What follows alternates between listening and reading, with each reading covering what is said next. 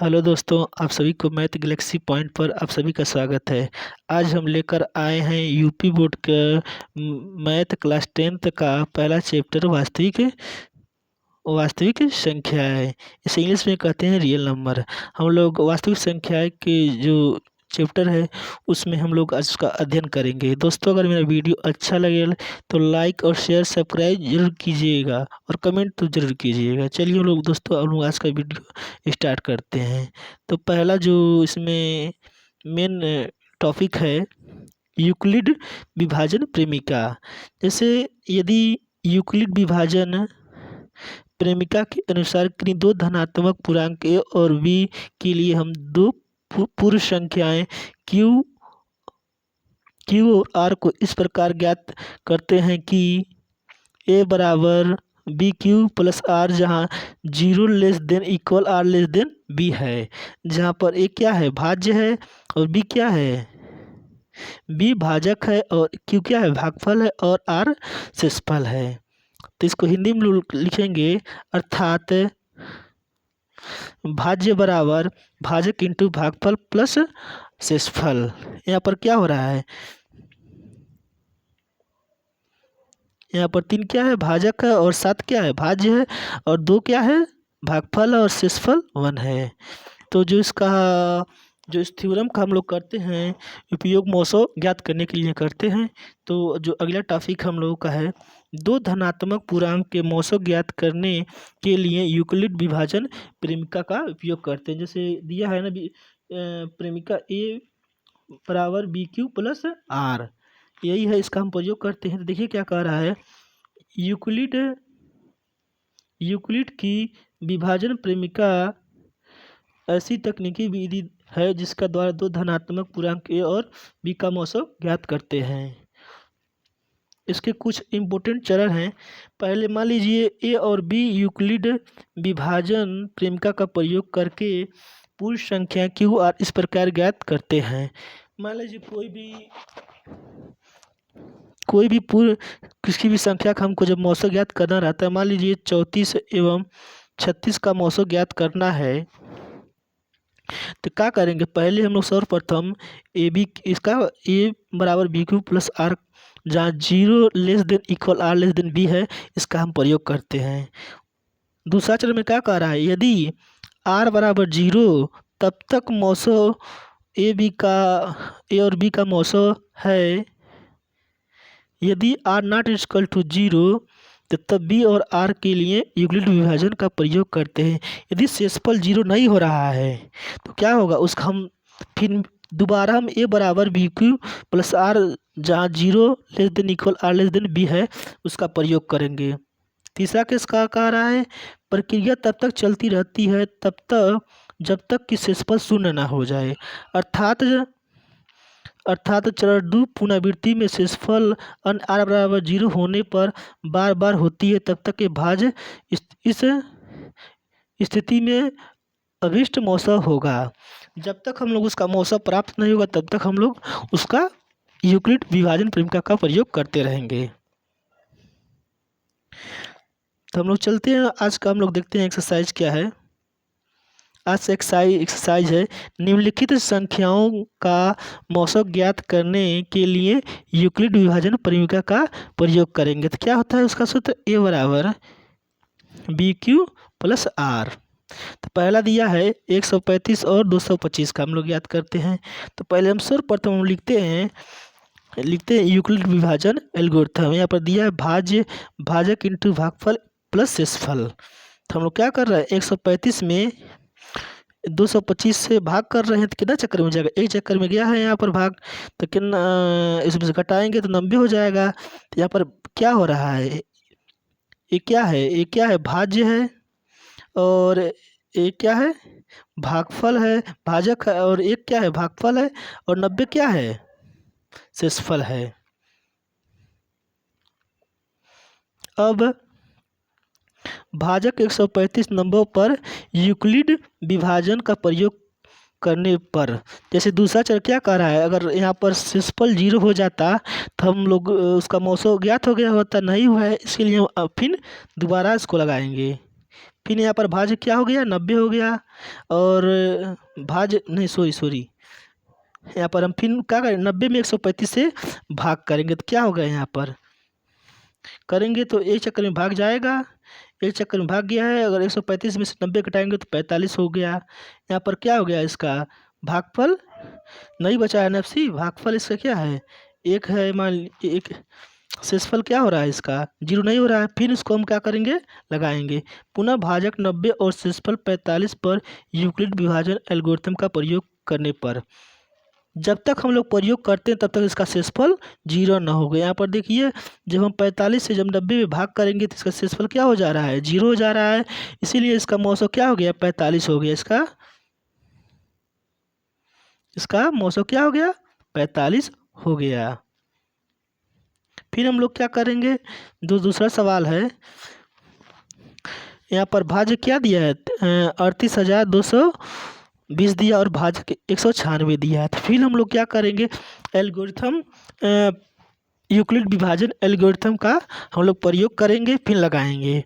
तो देखिए हम क्या कर रहे हैं, यहाँ पर भाग 196 से 38,200 में 220 में भाग करेंगे। पहले गया, एक बार में गया 196, तो उसमें से घटाएंगे तो 186 हो जाएगा। हमें यहाँ पर 2 उतार लिए हैं।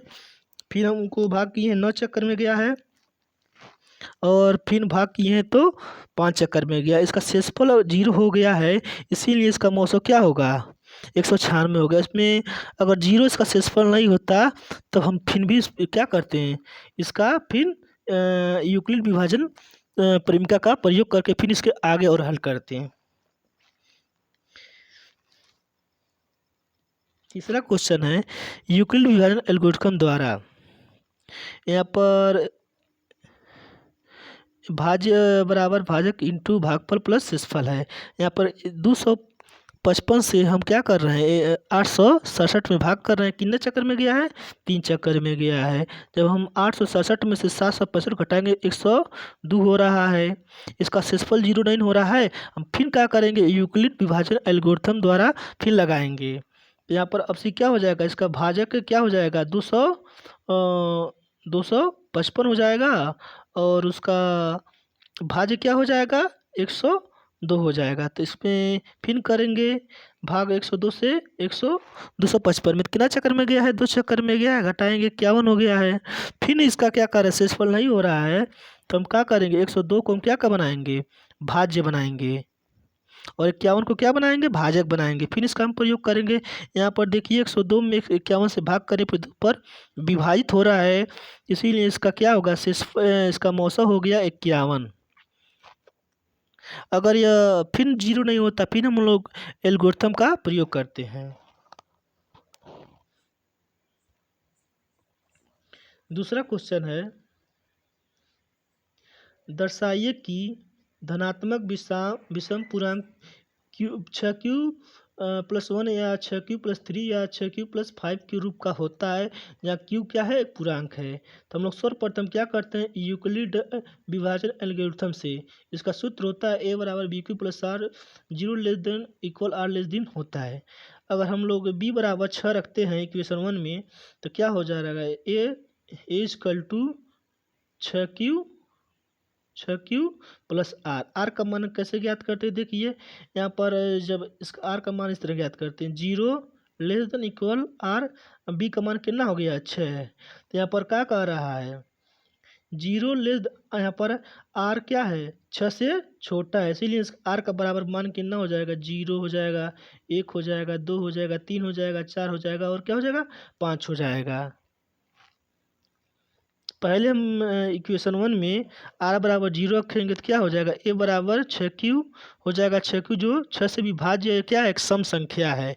जब r बराबर 1 रखेंगे तो क्या a बराबर 6q+1 जो 2 से विभाज्य नहीं होगा। अगर r बराबर जब 2 रखेंगे, जब हम सम संख्या रखेंगे तो क्या हो रहा है, सम संख्या हो रहा है, 2 विभाजित होगा। अगर विषम संख्या रखेंगे तो विभाजित नहीं हो रहा है, इसीलिए क्या हो रहा है, यहाँ पर देखिए शेष पूर्णांक 6q+1 6q3 और 6q+5 क्या है, विषम पूर्णांक है। तीसरा क्वेश्चन है, किसी परेड में 116 सदस्यों वाली एक सेना आर्मी की टुकड़ी को 32 सदस्यों वाले एक आर्मी बैंड के पीछे मार्च करना है। दोनों समूहों का समान संख्या वाला स्तंभों में मार्च करना है।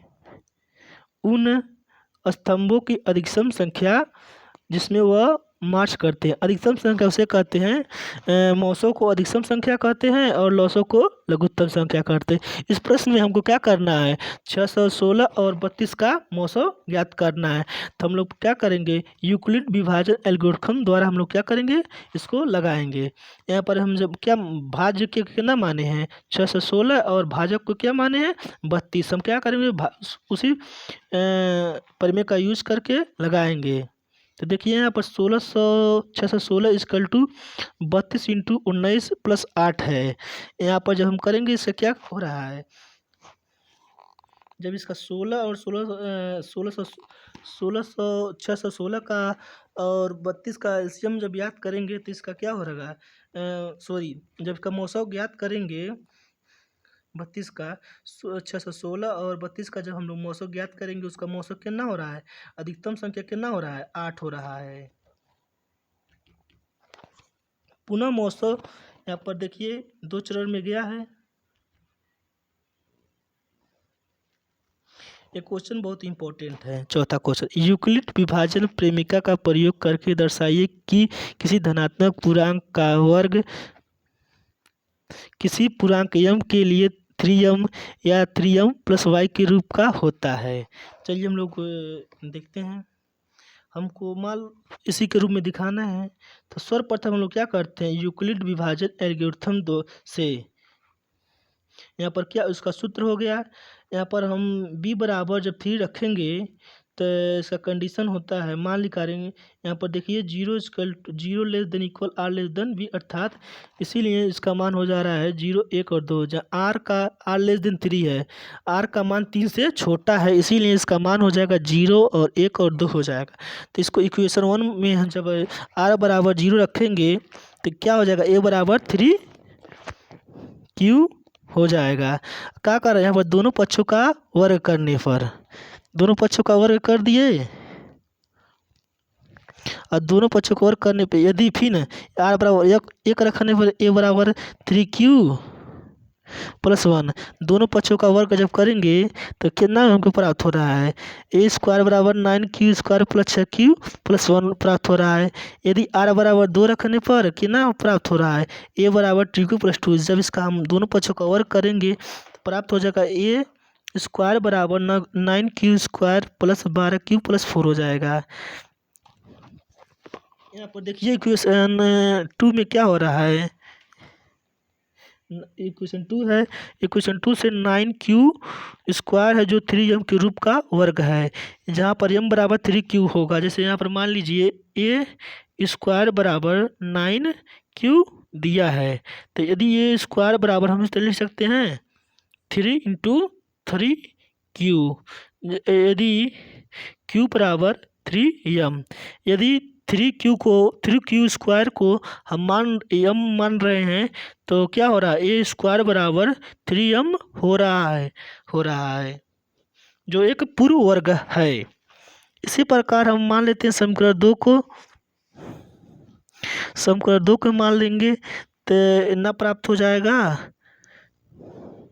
दोस्तों अगर मेरा वीडियो अच्छा लगे तो लाइक और शेयर और सब्सक्राइब जरूर कीजिएगा।